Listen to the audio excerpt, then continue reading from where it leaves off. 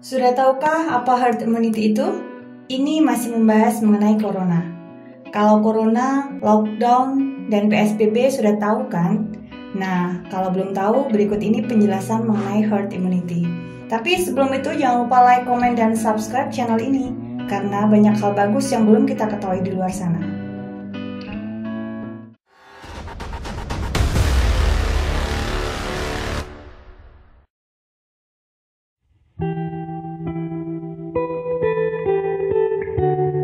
Mungkin sebagian dari kita saat ini ada yang belum mendengar dan mengenal istilah herd immunity.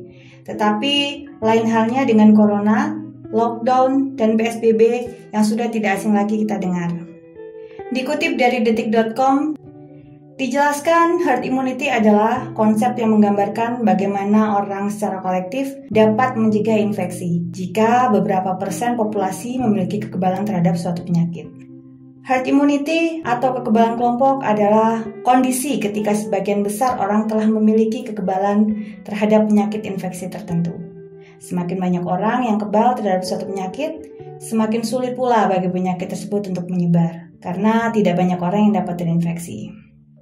Ketika sebagian besar populasi kebal terhadap penyakit itu, ini akan memberikan perlindungan tidak langsung atau juga disebut perlindungan kawanan bagi mereka yang tidak kebal terhadap penyakit. Gambarannya seperti ini. Ketika ada virus, misalkan virus corona, memasuki tubuh orang tersebut, sistem imun tubuhnya telah siap melawan virus corona, sehingga virus ini mati dan tidak sampai menyebabkan penyakit corona. Dengan begitu, virus juga tidak bisa menyebar ke orang lain. Sampai saat ini, belum ada vaksin untuk virus corona. Para ahli sedang melakukan penelitian untuk berusaha mengembangkan vaksin corona ini. Jadi, pembentukan herd immunity melalui vaksinasi belum bisa dilakukan.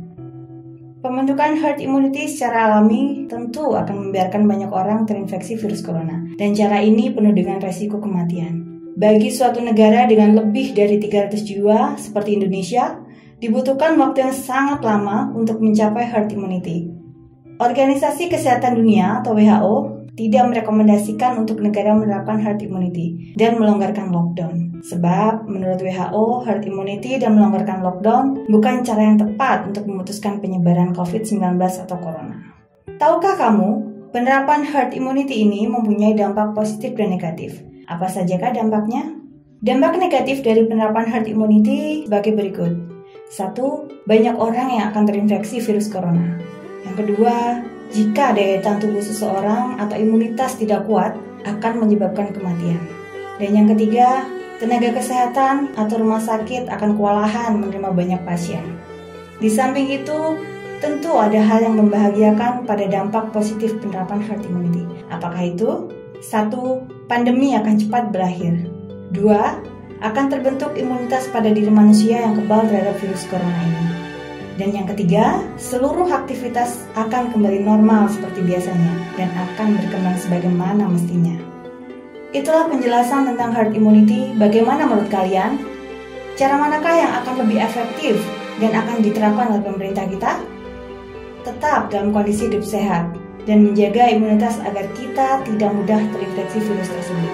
Lakukan cuci tangan secara teratur, makan makanan yang sehat dan juga bergizi, serta sebisa mungkin jaga jarak dan hindari kontak secara langsung dengan orang lain. Jika kamu mempelajari hal baru hari ini, jangan lupa subscribe channel ini.